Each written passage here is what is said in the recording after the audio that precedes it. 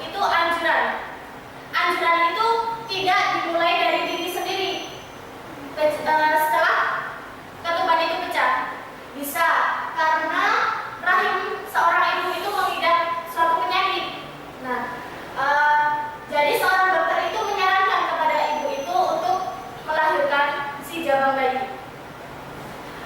Untuk selanjutnya, abortus, imaturus, prematurus, aterum, dan serotinus itu hanya perbedaan umur si jabang bayi dalam kandungan. Nah, untuk abortus, ada yang tahu dari ibu-ibu yang sedang hamil? Tidak, belum tahu ya. Untuk abortus itu berumur 22 minggu. Nah, kalau orang awam bisa aborsi, nah bisa waktunya aborsi, tapi itu tidak perlu dilakukan. Nah, untuk imaturus itu si jabang bayi umur 22 minggu sampai 28 minggu. Untuk prematur, nah itu umurnya 28 minggu sampai 37 minggu. Aterum itu 37 minggu sampai 42 minggu. Sedangkan serotinus itu lebih dari 42 minggu, melebihi umur yang seharusnya. Biasanya kan 9 bulan 10 hari. Nah, seperti itu. Bisa kita lihat di sini gambarnya. Untuk yang gambar pertama itu yang berwarna biru itu alat bantu vakum yang tadi saya bicarakan. Kepala ditarik, dipaksa untuk keluar. Nah, untuk yang sini bisa kita lihat ada gambar ibu yang stres saat melahirkan. Seperti itu. Next.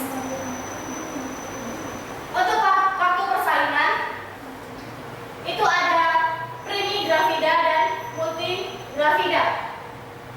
Bisa kita lihat tanggal 1, 2, 3 pada primigravida dan multigravida. Kenapa di primigravida itu lebih lama daripada multigravida? Ada yang tahu? Tidak. Oke, di sini langsung saya jelaskan saja. Untuk primi itu anak pertama. Nah, untuk anak pertama berarti kalau multi lawannya. Nah, sudah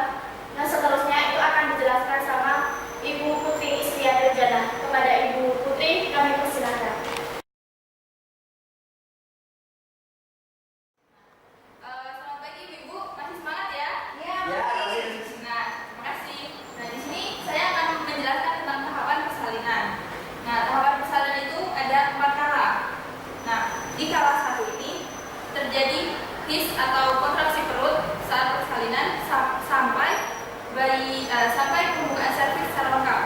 Nah, pada kala satu ini terdapat dua fase laten dan fase aktif.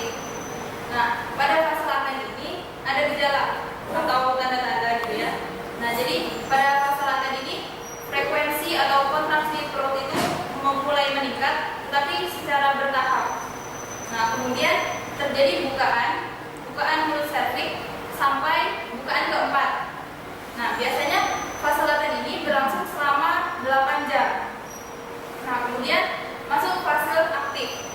Fase aktif ini kekuatan uterus juga mulai meningkat dan meningkatnya itu juga secara bertahap. Kemudian kalau tadi fase laten sampai bukaan keempat, kalau fase aktif dari bukaan keempat sampai bukaan ke-10, jadinya sudah lengkap gitu ya. Nah, kemudian terjadi tadi kan mulai kontraksi gitu kan. Nah, kemudian masuk ke kala 2. Kala 2 di sini mulai dari pembukaan serviks secara lengkap tadi sampai bayi mulai lahir. Atau kala 2 ini sering disebut dengan fase pengeluaran bayi. Soalnya pada fase 2 ini kita dapat melihat secara langsung atau terdapat gejala yang sangat signifikan gitu ya. Nah, biasanya kalau kala 2 ini kita bisa melakukan pemeriksaan dalam. Nah, caranya itu jadi kayak misal para bidan itu bukan memeriksa, tapi seperti melihat serviks tersebut ya. Nah, namanya itu interinfus vagina. Nah, jadinya di dalam interinfus vagina itu kepala bayi sudah mulai terlihat. Nah, jadinya sudah mulai ini udah mau melahirin gitu kan. Nah, kemudian masuk ke kala 3. Nah, di kala 3 ini saat bayi itu mulai lahir sampai lahirnya plasenta. Nah, biasanya lahirnya plasenta ini ada tanda-tanda seperti fundus uterus itu mulai membundar. Jadi uterus yang bagian atas itu mulai membundar. Kemudian tali pusat si janinnya itu sudah mulai memanjang dan terjadi perdarahan. Nah, perdarahan itu biasanya kurang dari 500 cc ya. Kemudian masuk ke kala 4. Kala 4 ini terjadi antara 1 jam sampai 2 jam setelah kelahiran bayi. Nah, biasanya di kala 4 ini seperti pengecekan atau pemantauan kondisi ibu dan janin. Jadinya tuh pada kala 4 ini terjadi diperiksa tekanan darah ibu, tekanan darah janin, kemudian denyut nadinya si ibu dan janin, dan pernapasannya lancar atau tidak, kemudian bayinya itu menangis atau tidak. Nah, itu kan perlu diamati kan. Kalau misalnya bayi tidak menangis itu kan bahaya. Nah, jadinya harus diamati. Nah, kemudian ini masuk ke jalanan persalinan. Nah, jalanan persalinan itu tadi sudah saya katakan. Nah, terdapat his persalinan. Jadinya kalau sebelum melahirkan biasanya itu terjadi kontraksi kan, kontraksi perut. Jadinya tuh agak rasa mules ya gimana gitu kan. Nah, itu tapi mules. Kontraksinya di sini itu gimana ya?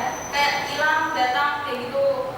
Nah, kemudian keluar lendir darah kayak gitu. Nah, itu berarti kalau misal calon ibu-ibu gitu ya sudah mulai keluar lendir darah atau kontraksi tadi, berarti ini sudah mau melahirkan, ini berarti harus dibawa segera ke rumah sakit.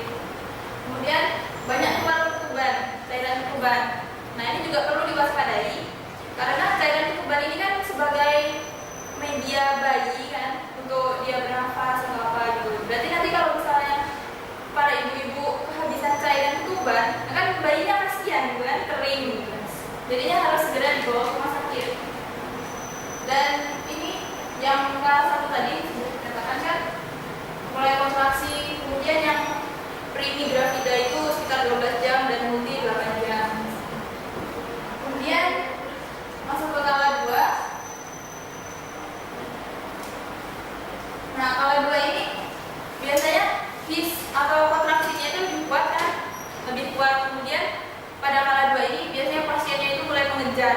mengejarnya soalnya udah aduh sedih banget gitu. Jadinya mulai mengejar sehingga akibat dari mengejar ini mulut serviks itu mulai terbuka. Nah jadinya sehingga bayi mudah keluar.